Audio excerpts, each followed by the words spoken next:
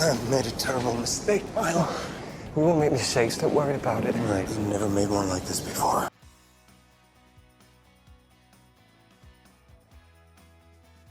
Number 20. Dark Phoenix.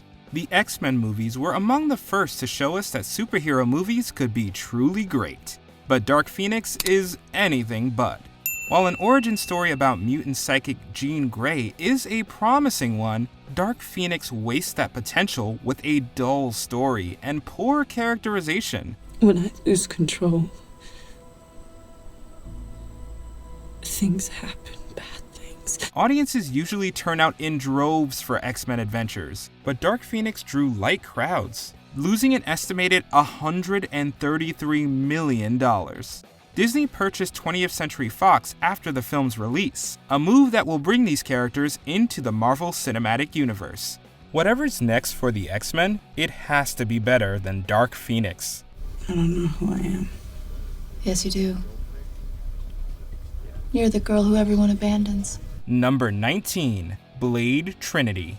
The third time was not the charm for the original Blade trilogy and its vampire hunting hero. Shut down password. What is it? Harvest. Put it in. The final entry, Blade Trinity, basically takes everything good about the first two and gets rid of it. The end result is a complete mess that's not even so bad it's good. And as difficult as it is to watch, it was reportedly far more difficult to make.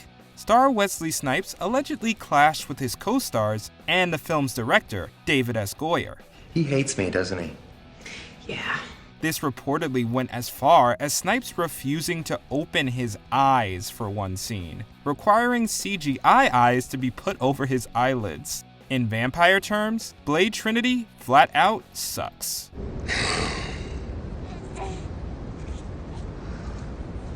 Gucci go. Number 18. Jonah Hex. Jonah Hex's runtime is only 81 minutes, but watching it feels like it takes 81 years. This wretched DC adaptation comes across as a simultaneous insult to both superhero movies and westerns. Josh Brolin plays the titular Hex, a scarred Civil War veteran out for revenge. What do you want? I'm looking for Quentin Turnbull. Among the other actors wasting their talents in this incoherent misfire include John Malkovich, Megan Fox, and Michael Fassbender. The DC connection wasn't enough to save Jonah Hex, which performed so poorly that it wasn't even given an international release. What's it like to go through life with a face like that?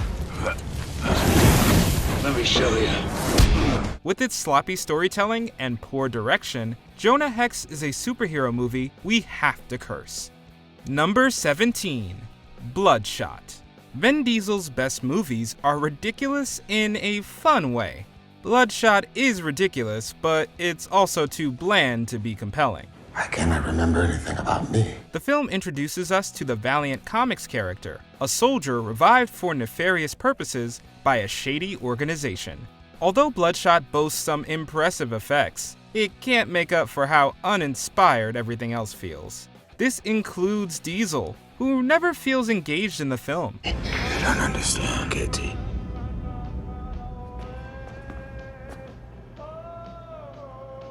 I know why I'm alone. Bloodshot made a fast and furious exit from our collective memory. When it comes to seeing Vin Diesel play a superhero, we'd much rather go for Groot.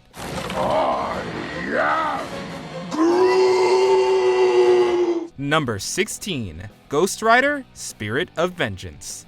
You know a movie is bad when even Nicolas Cage going full Nicolas Cage isn't enough to save it. What is it? It's this thing inside of me. I'd like to know before we commence. A step down from its already lackluster predecessor, Ghost Rider: Spirit of Vengeance earned plenty of boos. Cage returns as stuntman Johnny Blaze, aka Ghost Rider, who's trying to save a young boy from the devil and break his curse. While Cage is typically energetic, the film is a major bore. A Ghost Rider movie might never be considered high art, but there's no reason it should be this tedious.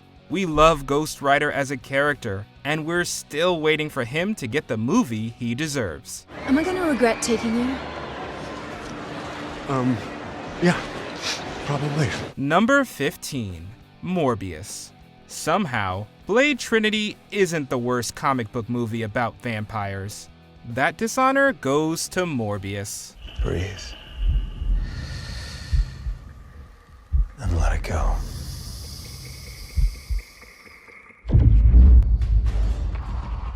Part of Sony's Spider-Man universe, Morbius's release was delayed multiple times, and it wasn't exactly worth the wait. Jared Leto plays Dr. Michael Morbius, who, while trying to cure himself of a rare blood disease, becomes a supercharged vampire.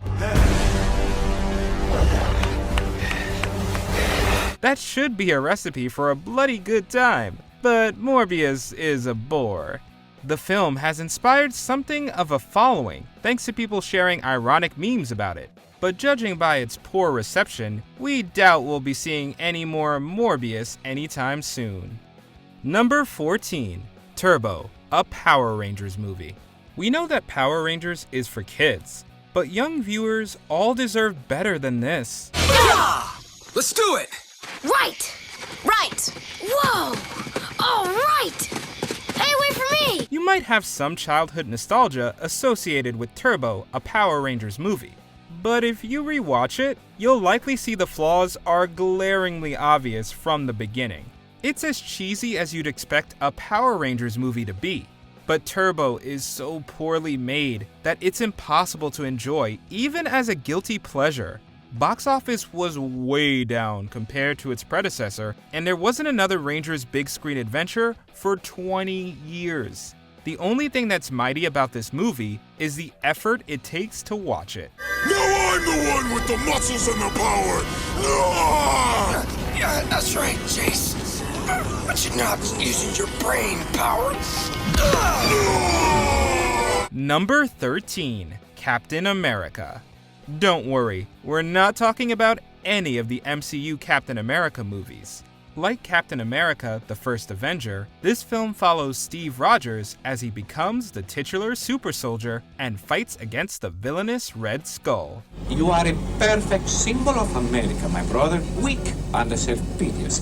You have even failed to teach me English. Unlike that and other recent Cap chronicles, this one is not well made in the least. The film is unacceptable both as a Captain America story and as a movie in general.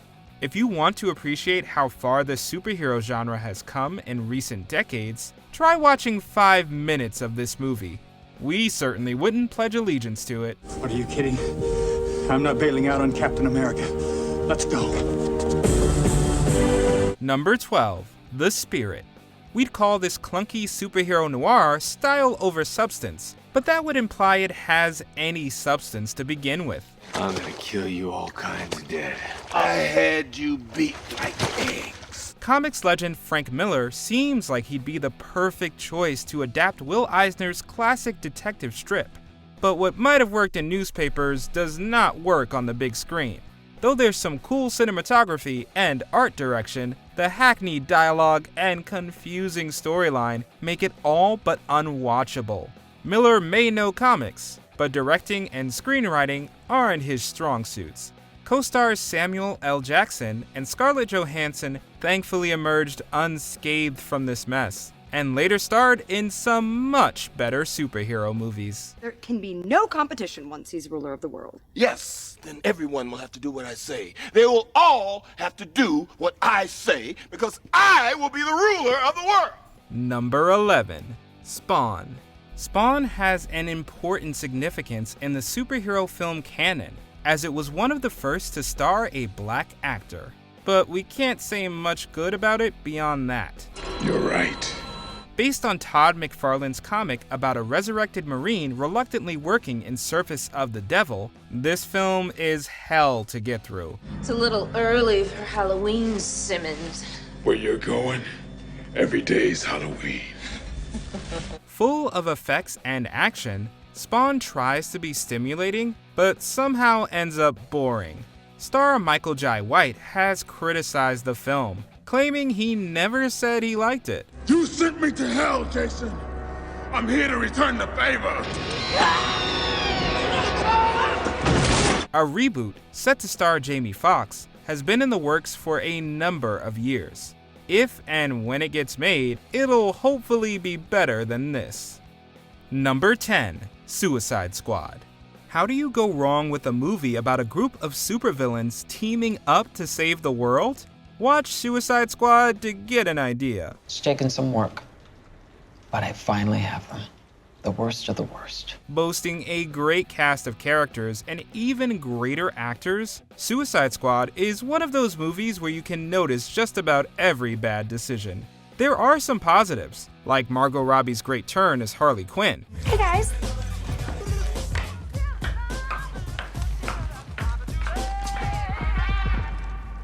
Come on, let's go. But it's not enough to make up for how obnoxious and unsatisfying the film is overall. However, the series has rebounded with Harley Quinn spin-off Birds of Prey and the James Gunn directed sequel, The Suicide Squad. Number 9. X-Men Origins, Wolverine. There's arguably no X-Men character more iconic than Wolverine, and Hugh Jackman has made the role his own. Why is he bothering you after all these years? Because I'm the best there is at what I do. But what I do best isn't very nice. But unless you're an absolute X-Men completist, you can skip this prequel. The film is meant to be an origin story for everyone's favorite clawed mutant. But it offers no new insights into the character, even in spite of Jackman's best efforts. And it's overall just another dime a dozen superhero movie. Do I look like a man who exaggerates? You're welcome. It does include the first big screen appearance of Ryan Reynolds' Deadpool, except he doesn't have his red suit and his mouth is sewn shut. Like we said, this movie just doesn't work. Your striker finally figured out how to shut you up. Fortunately, sequels The Wolverine and Logan were significant improvements. Number 8. Supergirl. Superman himself, Christopher Reeve, declined to appear in the spin-off. We don't blame him, given how it turned out. Supergirl was supposed to revitalize the franchise after the lackluster Superman 3, but it arguably brought it down even further.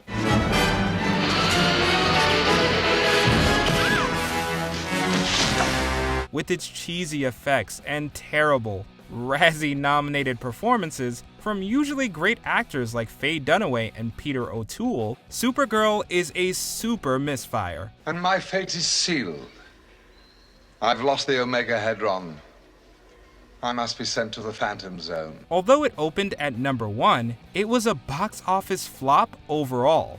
Decades later, star Helen Slater was thankfully able to rebound with the franchise, however, as she later appeared on Smallville and the Supergirl TV series.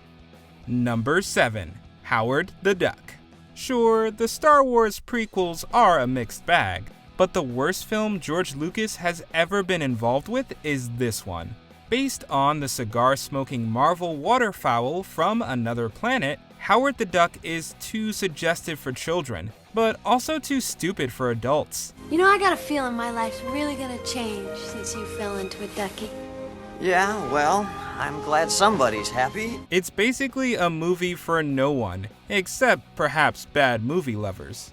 And the less that's said about the awkward Howard romantic plotline, the better. The first theatrically released movie based on a Marvel character, Howard the Duck thankfully wasn't enough to tarnish the brand forever. Prepare to eat beak. Watch this ever again, we'd have to cry foul. Number 6. Green Lantern. Ryan Reynolds is blessed to have Deadpool. Otherwise, this might be the only superhero movie we associate him with as the lead character. I know what it's like to not live up to expectations, to feel like nothing that you do will ever be good enough. Reynolds plays test pilot Hal Jordan, who becomes part of the Green Lantern Corps, an elite out-of-this-world team. But nothing about Green Lantern feels imaginative, just derivative of other superhero and sci-fi movies. By the time it's over, you'll have already forgotten it. The film was panned by critics, An underwhelming box office jettisoned plans for a sequel. Reynolds and future spouse Blake Lively did manage to meet on set. Otherwise, we can't say much good about Green Lantern. Evening, ma'am. Didn't get a chance to say goodbye. Are you okay? Number 5. Steel. There's no question that Shaquille O'Neal is a star, just not a movie star. Things might have been different if he had signed on to better projects. Steel, based on the heavily armored DC character, is a rusty viewing experience. O'Neal plays weapons designer John Henry Irons, who becomes a superhero known as Steel to stop a rival's evil scheme. Only I. That's black man. That's business. Iron Man, this is not. Shaq's magnetic charisma is nowhere to be found, and even at only 97 minutes, the film feels endless. Quality-wise, Steel has been compared to made-for-TV movies, but we haven't seen many TV movies quite as bad as this. And on behalf of the citizens of Los Angeles, I would like to apologize. Number 4. Superman 4: The Quest for Peace. The first 2 Christopher Reeve Superman films are timeless classics. The third one is a disappointment, and the fourth one is so bad it defies description. No pain, no gain? Reeves returned to the franchise after being offered a salary increase and input on the plot.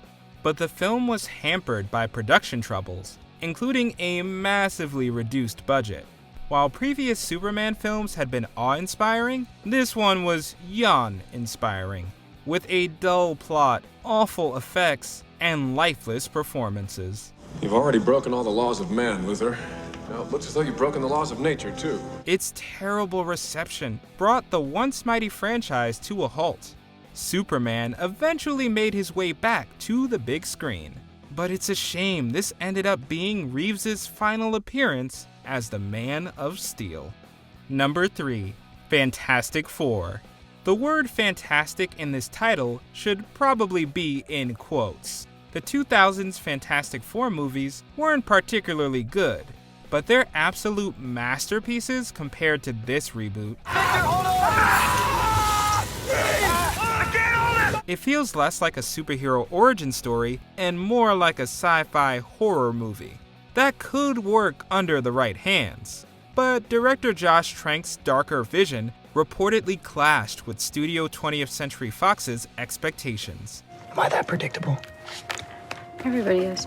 And he tweeted about his dissatisfaction a day before the film's release.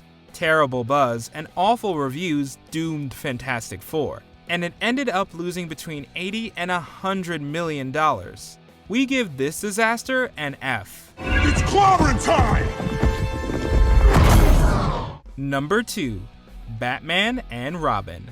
Some of the best superhero movies ever made are Batman films. This does not include Batman and Robin, a campy disaster that had us wondering if we could ever take Batman seriously again. I want a car. Chicks dig the car.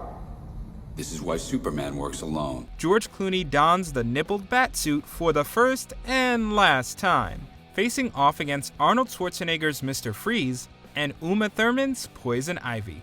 Though the franchise had gotten sillier with Batman Forever, this one is so goofy it feels like a joke, but it's not a very funny one.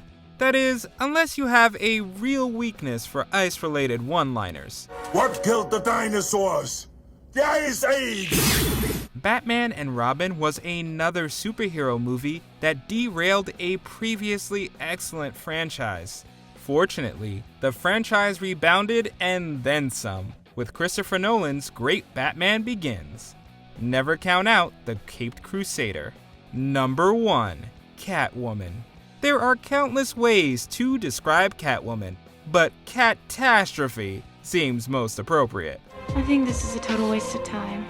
Don't. What? Halle Berry went from Oscar to Razzie winner for her performance as Patience Phillips, a reserved cosmetics company employee who becomes the fearless feline superhero. If you're wondering where Batman comes in, he doesn't. But that wouldn't be an issue if the film wasn't so woefully misguided in every conceivable way. I was everything they wanted me to be. I was never more beautiful, never more powerful. Catwoman is laughably bad at best and unfathomably terrible at worst. Among its biggest haters was Barry herself, who attended the Razzies in person and gave an unforgettable acceptance speech. How's that for taking things in stride? You know, it was just what my career needed, you know? I was at the top, and then Catwoman just plummeted me to the bottom. Did you enjoy this video? Check out these other clips from WatchMojo, and be sure to subscribe and ring the bell to be notified about our latest videos.